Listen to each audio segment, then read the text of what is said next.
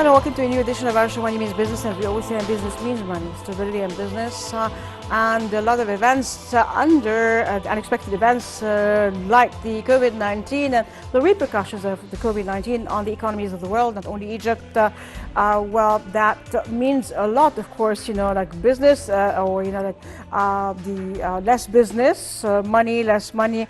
We learned through this epidemic a lot, actually, and the whole world learned a lot on how to cope with epidemics, hopefully.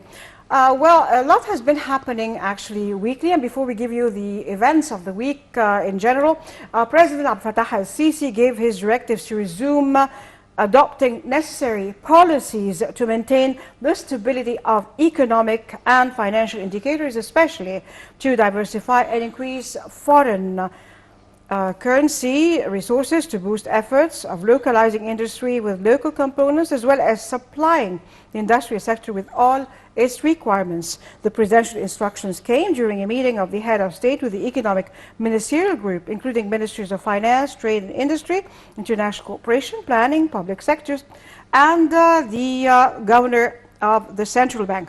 Presidential spokesperson Ambassador Bassam Radi said that President Sisi discussed the details of the second review of the economic reform program, which was agreed upon with the International Monetary Fund in a session held on June 23rd.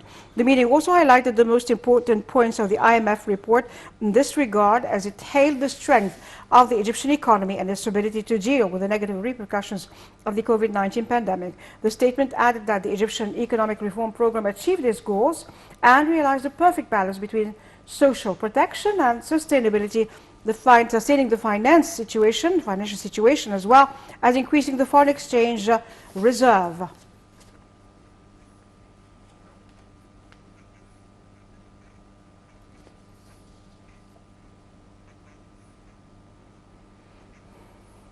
And we have with us our guest, Dr. Said Al-Khouli, a professor of management at Ain Shams University and the chairman of the Supreme Committee of Universities Promotion. Thank you so much for being with us.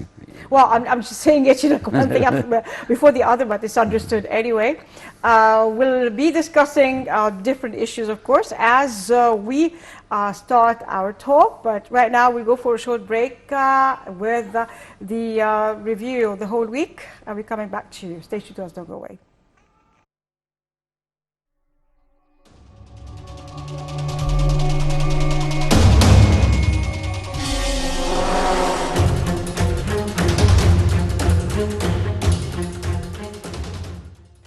Star Marine Consulting Services has announced a preliminary agreement between the owners and the insured companies of the Evergreen and the Suez Canal Authority regarding a disputed compensation. The company said in a statement that work is underway to conclude a settlement agreement as soon as possible and to release the ship, which has been held in Egypt for nearly 3 months. The lawyer of the Suez Canal Authority had announced that the companies owing the ship had submitted a new compensation offer and that negotiations were underway. The Canal Authority has kept the ship in the waters of the Bitter Lake since it was refloated at the end of last March after its delinquency caused the canal to be closed.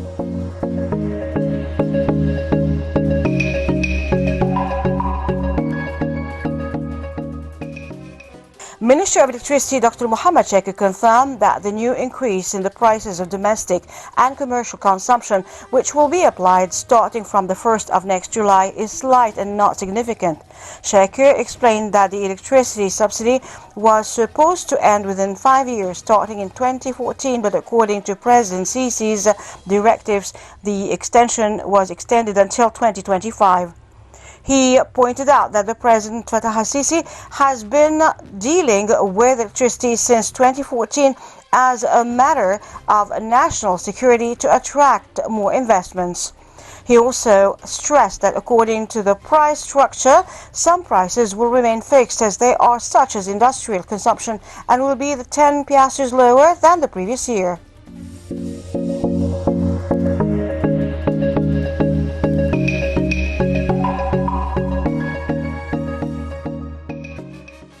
Russian Minister of Trade and Industry Denis Manturov announced that Russia is interested in launching the produce of Russian cars in Egypt. During the meeting of the Russian-Egyptian Government Committee, Manturov explained that his country is committed to expanding industrial partnership in the automobile industry, noting that it is important to talk not only about the supply of finished equipment but also about the industrial assembly of Russian cars in Egypt. The Russian minister added that Russian companies are discussing with their Egyptian counterparts a long list of joint projects, including the modernization of shipyards and joint construction of fishing vessels, tankers, in addition to tugs and floating docks.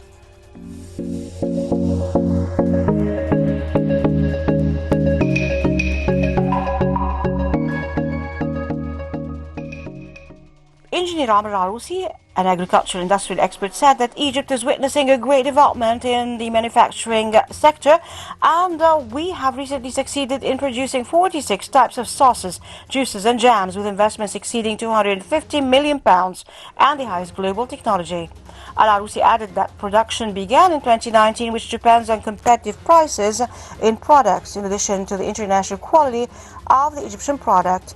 He explained that food products that enter the agricultural manufacturing sector contribute strongly to supporting local markets as well as abroad, and that Egyptian products have witnessed a great boom during the recent period, whether at the local level or in the Middle East region.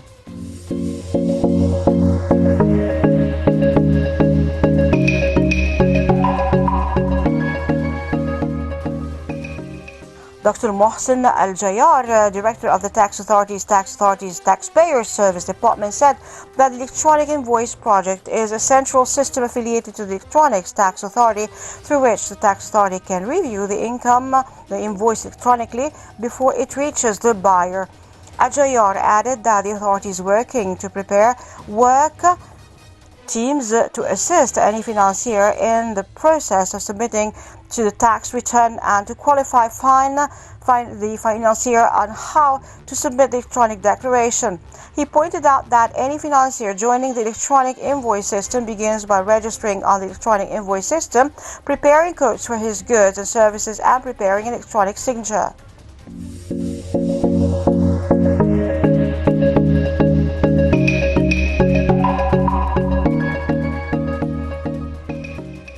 U.S. President Joe Biden announced that he had reached a special agreement met with a group of senators, 5 Democrats and 5 Republicans, and drafted an infrastructure agreement that will create millions of American jobs.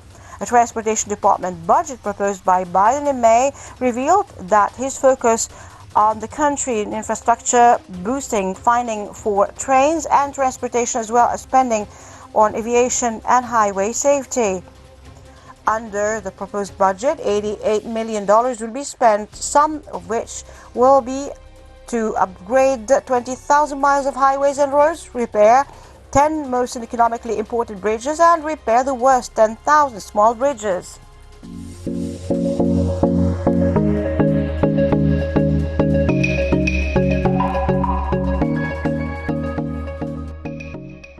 The official Saudi press agency stated that the kingdom is studying the establishment of an industrial zone in the Sultanate of Oman, and that the two countries discussed the matter during investment talks. The agency said that the Saudi and Omani officials met earlier to discuss investment opportunities, and discussions took place on prospects for cooperation and opportunities for integration in the special economic zones between the kingdom and the Sultanate. Saudi Arabia is adopting an ambitious economic development plan, Vision 2030, aimed at diversifying the economy's resources away from oil, while Oman recently put forward a medium-term plan to curb its debt, which has witnessed a rapid increase in the past few years.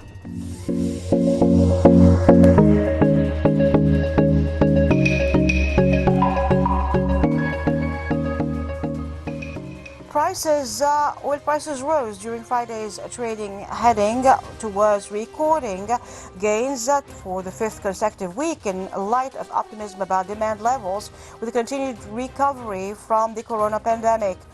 All eyes are on the OPEC decision next week on the levels of supply of crude amid expectations that it will decide to increase production in August. And OPEC agreed in early June to maintain the current production policy until the end of next July, which aims to increase supply by 2.1 million barrels per day.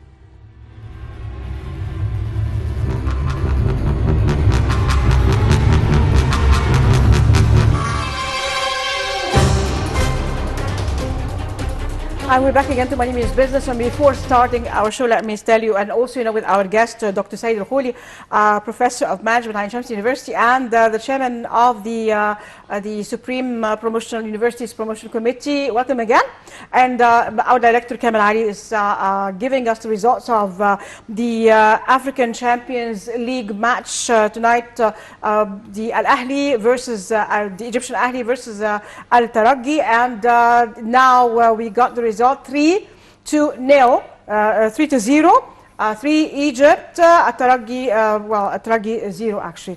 And there are only 20 minutes to go before the end of the match. So as we go along, we'll just, freely inform you with the results. Where you go, Egypt? Congratulations. Yeah, well, starting like where you go in sports, and we go Egypt, and also in development and in business. And despite the fact that the COVID-19 is affecting many countries and of course affecting Egypt, yet it's the International Monetary Fund and other institutions are just praising the performance, the economic performance of Egypt. The last indicator by the Ministry of Finance, it shows there is a growth in Egypt by 2.6, which is very good news.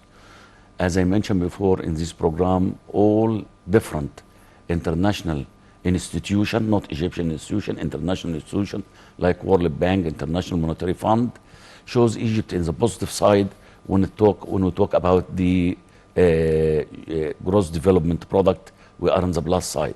Of course, with all the development we have, it has been done in the last 7 years. Now we are moving toward what we call it as a new republic, as a new Egypt. Yeah. Let me tell you what happened in the last 7 years. Yeah. It never happened in the last 40 years. Definitely. They are really the administration looking for infrastructure. Egypt with new road, tunnels and bridges and so on, investing heavily in power supply, which is very important for the growth of economical sector. Yeah. Regardless the effect of pandemic COVID-19 on the whole world, yeah, the Egyptian economy going in the right direction. And I believe will grow more and more with a lot of international agreement between Egypt and, for example, yesterday, the Minister of Industrial, yeah, they have signed an agreement with Russia with free trade agreement and they have a zone in Suez Canal, which is, you call it as a Russian zone, which is a very good news for Egypt. Definitely. Also, the minister, Naveen Gama, said she expressed Egypt's government's desire to provide an appropriate investment climate for foreign investors in general, noting that the establishment of the Russian industrial zone in the Suez Canal will help lure many Russian companies to invest in Egypt, and definitely other companies from different countries too. That will be an encouragement to the different companies to invest in Egypt. Of course, when we focus on attracting foreign direct investment to come to Egypt, yeah, there is a requirement, as we mentioned, infrastructure, power supply, and security also is very important. Our location, it's really a significant location, which we have the Suez Canal, we have the Nile River, we have the Red Sea and the Mediterranean Sea and so on. So the location for Egypt as a logistic area, I believe it will be the hub for industrial area for Egypt and in Africa and in the Middle East. Okay. Within 2 years, you will see a really new Egypt, new republic. Remember, we didn't really renew our industry from the 50s. Still, we operate in the technology we have during the 50s and 60s and so on. Now, President Sisi talk about the fourth revolution, industrial revolution, where we, in order to go with the fourth industrial revolution, you have to build alliance with Russia, with China, Definitely. with other states, with other countries in Europe, in order to reinvent our industry to go with the new trend and the global trend. And we'll be able to increase our export to the rest of the world, especially Africa and the Middle East. I believe Egypt in the next 2 years, it will be hub for most of the industrial sector worldwide. It will be in Egypt. It's coming very soon because we have the logistic, we have the location, we have all the infrastructure needed to build fourth industrial revolution. Definitely. And it's very we important. have the management right now also that Absolutely. is having a vision. We have the management, we have a vision We have a that strategy. was non-existent before, definitely. Absolutely. Definitely. It doesn't go by default. Yeah. We have, for example, Egypt Vision 2030. They go in that direction step by step Yeah. until we reach our goal, which it will come very soon. Yeah. And the public will see and they will feel the change on ground. Well, the change is really, it's amazing. But then, it's really like a miracle, as everybody said. It's just, you can't really be making change, from things that hit rock bottom all in all aspects, and like you are working on all aspects in order to raise and make everything like up to the standard, which is very hard. It's not only hard; it's miraculous achievements that happened before. We used to hear, well, putting the groundbreaking, for certain projects, but now we don't hear about the projects until that you hear this inauguration. You see the inauguration of different projects that you never thought they would be realized, and you don't know when they started, and only you see the inauguration. They started working, and from now on, this is reality on the ground. And that is, I always say, that is in order to see development, in order to see growth, and that's what we have in Egypt. Behind that is the leadership, leadership is very important. And I believe it is the most important ingredient. The leadership of Egypt, they have the will and they have the drive. Yeah. When they say, we'll do it, they will do it. Yeah. And we see it in ground. And years ago, when we talk about bridges and tunnels, it takes several years in order to come up with a bridge or with a tunnel and so on. Yeah. Now, within a month, in a few years, you see a lot of development. For example, highways, which we never dreamed about the highways we have. Yeah. The Suez Road, Ismailia Road, Alexandria Road, Dab'a Road. All of this, it is really according to the international standard. And that's what I see when I go to Europe, and I go to Asia. For example, I was in Shanghai, the same highway, which we have it better than them. The same I see it in the States. And now we have the will of the leadership to do good for the Egyptian people. And we'll start to see it in a very near future. Definitely. The result of it. Definitely, and we're proud of the achievements. Like some of them, they are in the Guinness World Book of Records. Like Tahya Masr Bridge, and like when we could not really believe how wonderful that is. How time can shortens time. How things are, and this is the largest bridge. Hanging bridge in the world.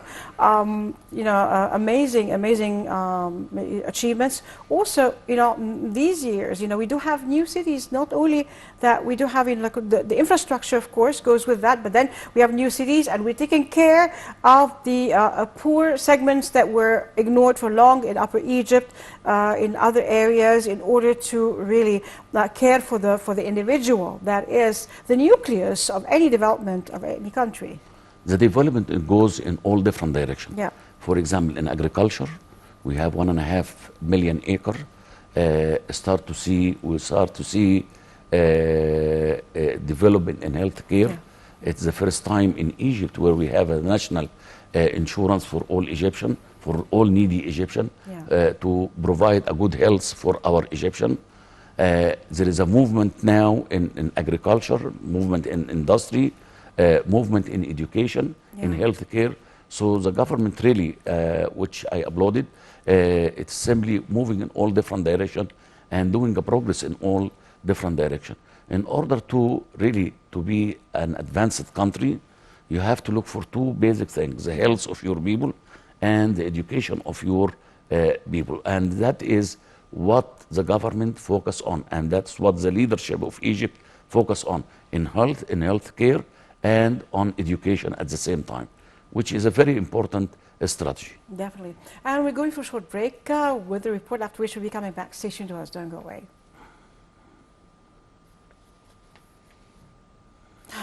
أول حتة.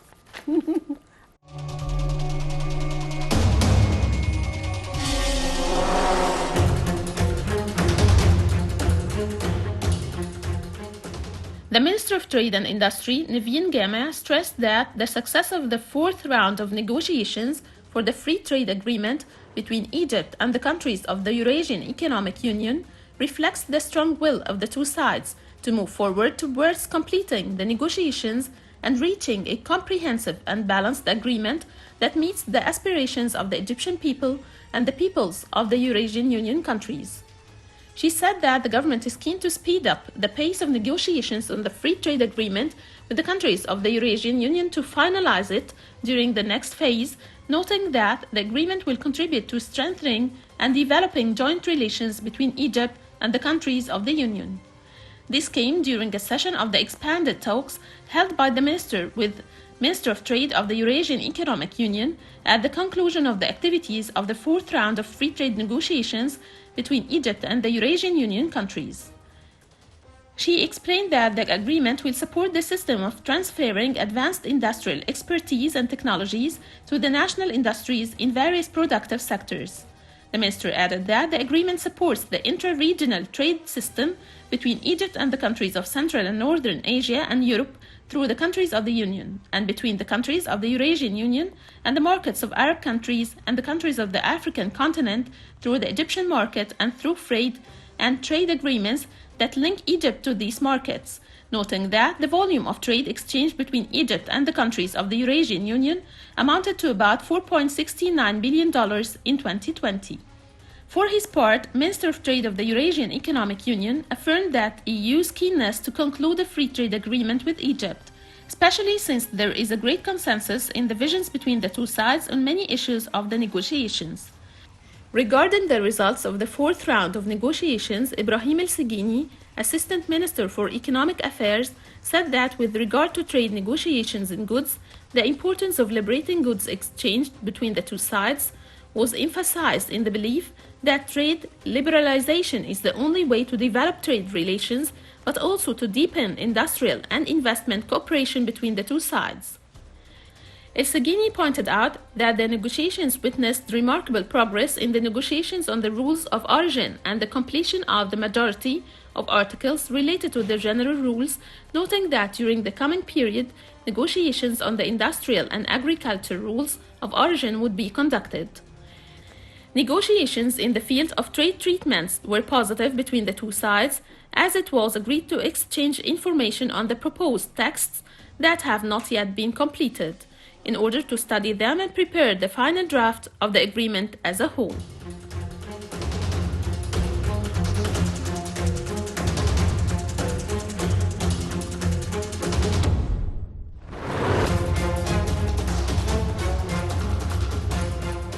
We're back again to Manuel's business and more to talk about. And Petroleum Minister Tariq Al-Mullah inspected the ongoing development works at the Middle East oil refinery Midor.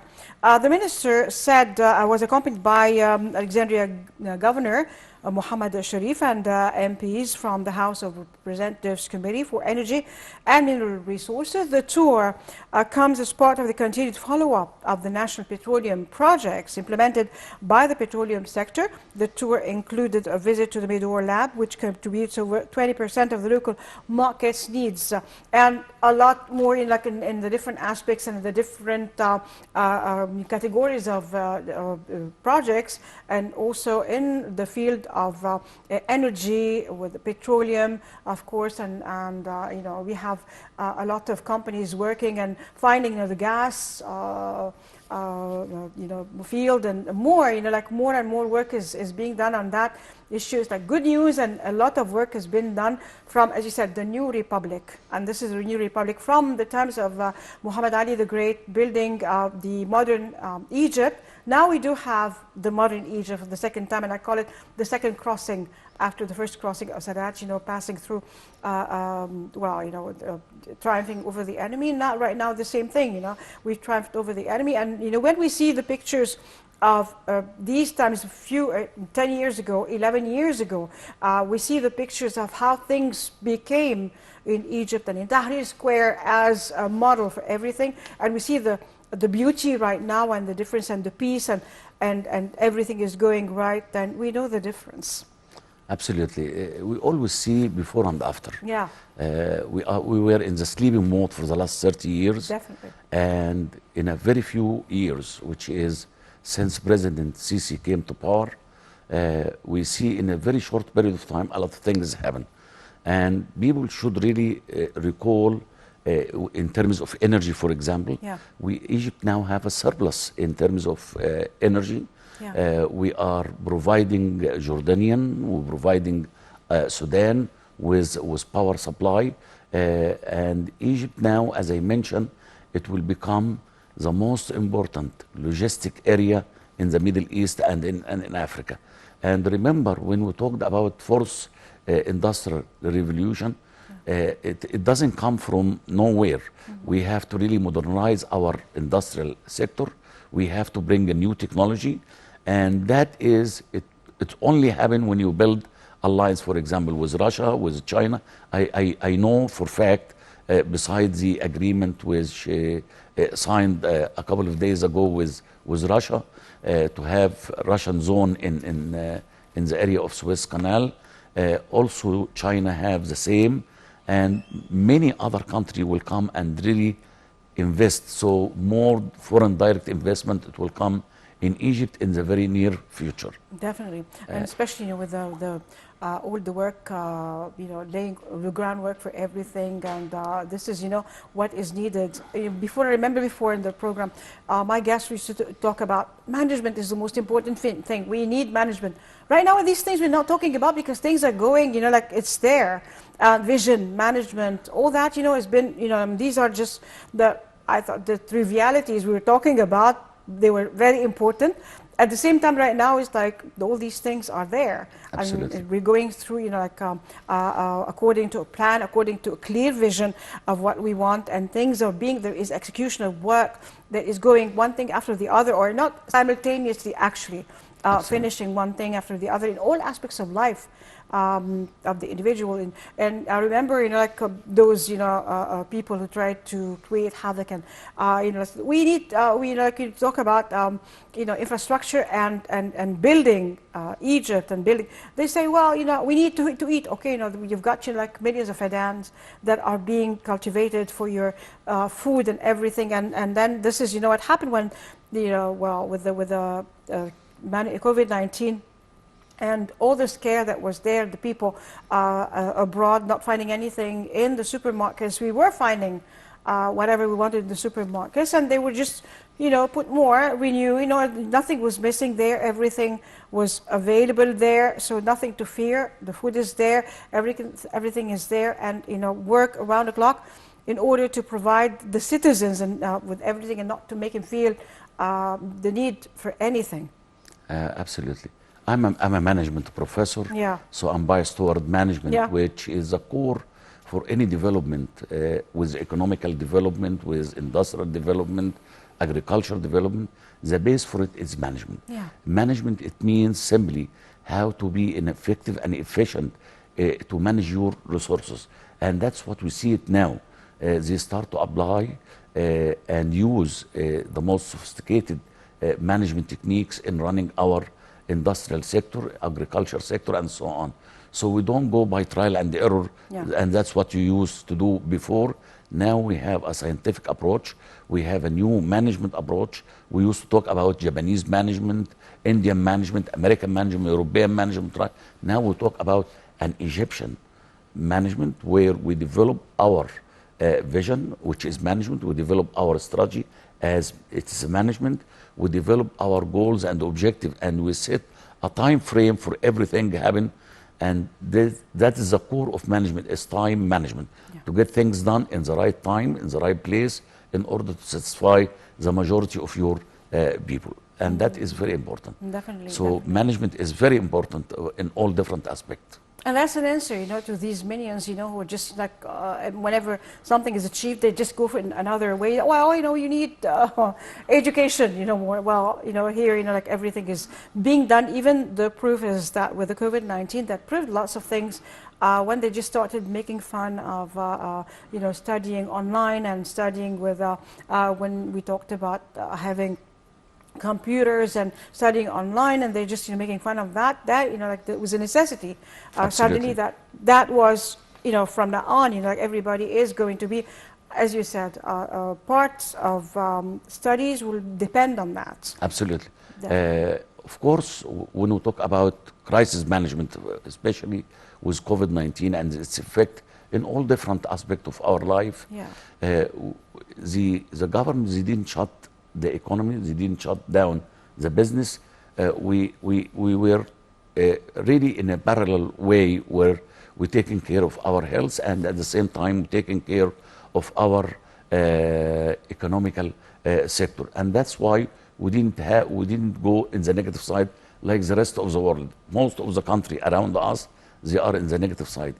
Only Egypt, it's in the positive side, and that is a good news, and that is management. To manage a crisis, to know what the future forecast for the future, what will happen, and we prepare ourselves.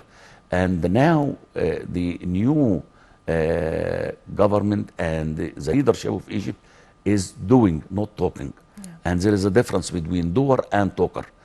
Talker, that's in the Facebook, and you see a lot of resistance to change and so on. Anymore. But doer, it means you do it in the ground, and people, they see it. Definitely. And they really attack the resistance of change. Definitely. Well, like in the educational business, and this is, your own sphere and territory, there are just, like new things, with that shortening the time, as, like you filled us with the information. Not everybody has to just, like study for 5 years, go every year. You could shorten it. And this is, like, if someone could really do it, why wasn't it done before? And now, there is an opportunity for that to be done. Instead of studying for 5 years to just, finish school, or 4 years, I can study for like 3, or even, if I just, like work hard, it could be less. Now, we're talking about education all over the world. Yeah. And we see the practice of different country with all different advanced country or super country, where they call it as a credit hour system. It depends on the regulation of each university, of each school. Now we are required with a certain number of hours in order to graduate. So we used to have, for example, or school like commerce, school of business, school of communication, mass communication, and all of that, political science, it's 4 years. And when you go to engineering, it's 5 years. And when you go to medicine, it's 6 years. It doesn't go like that in the rest of the world. They have a credit hour system where the student can finish all credit hours according to their effort and their grade point average, where they can graduate in 3 years or 4 years instead of 5, or 5 years instead of 6. And remember, the new development in terms of technology, it shortened more technology got into education, and more in terms of communication, in terms of education, online and all of that. It really facilitate and really reduce the number of years. And we are not talking about years, we're talking about credit hour system. So you are required to graduate from the university. It is the same number of hours, 128 hours, for example, or 136. You can finish in 3 or 4 years. It's totally up to the regulation of each school and each university. I believe that is the norm, and that is, you really differentiate between serious student and not so serious student. So if you are a serious student and you have the qualification to take 6 courses or 7 courses, go ahead, 21 hours a semester and so on. It's totally up to the student. But all of that, it's under study, and it will be, that's the norm for the rest of the world. For example, in France, for example, they get their bachelor degree in 3 years. In Italy, the same. Yeah. And they devote the fourth year for a master degree. You take a graduate study and so on. And that is the trend in Europe, the trend in many other countries in the rest of the world. And looking for that, it gives a chance for a student, for a good student, where have a good higher grade point average, to be graduated in less number of years instead of studying for 4 years or 5 years, taking nothing.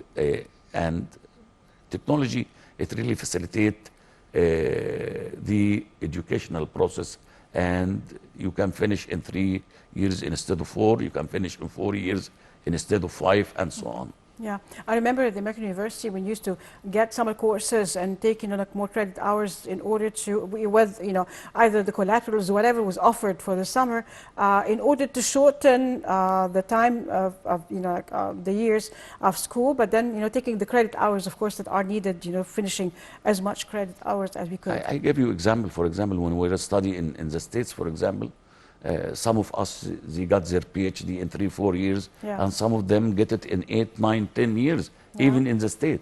So it really depends on how qualified you are in terms of taking higher load or medium load or lower load from the credit hour system. Definitely, definitely. Well, we're going for a short break. After we should be coming back. Stay tuned to us. Don't go away. We're coming back in a moment.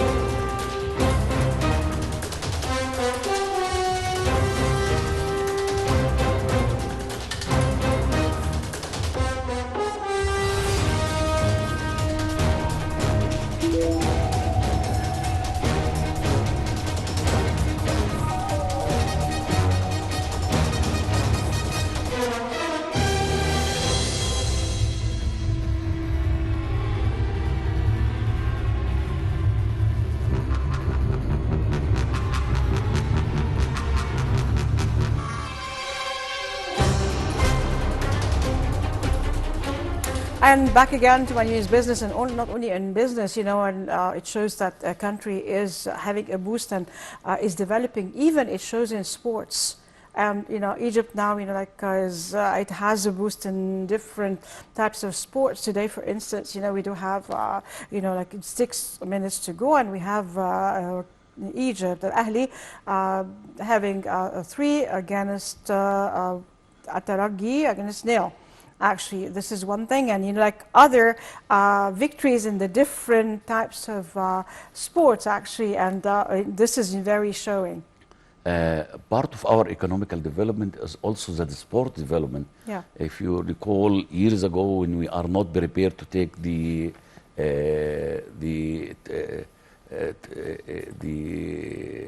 World Cup, for example, in Yeah. Egypt here. That was an exam. We're not prepared for that exam. Now we are ready, because they really criticize us. We don't have infrastructure, we don't have roads, we don't have we don't have hotels, we don't have a stadium.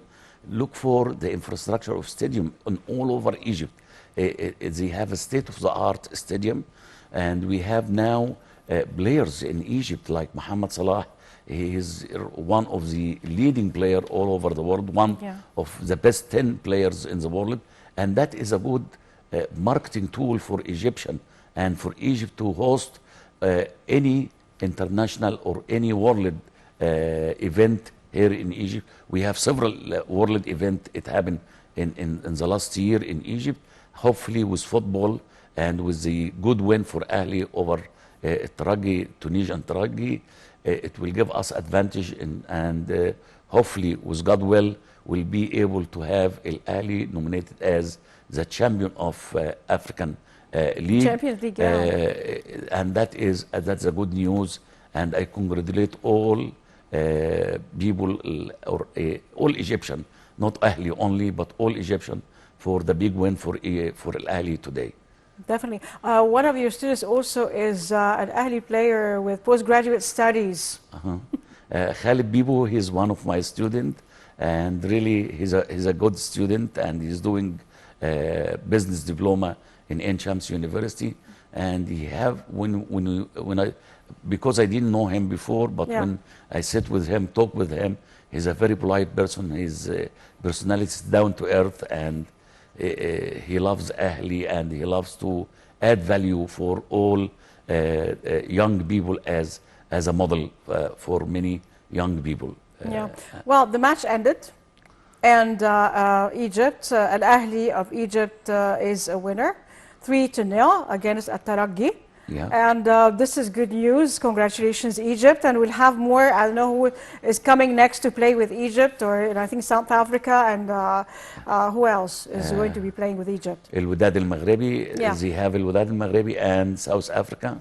Whenever who wins from them will move to the final match with the winner of South African team or Al Wadad Al Maghrebi. Yeah. Way to go, Egypt. Way to go, Ahli. Way to go, Egypt. Way to go, Sisi, and way to go, Egyptian spirit in the future.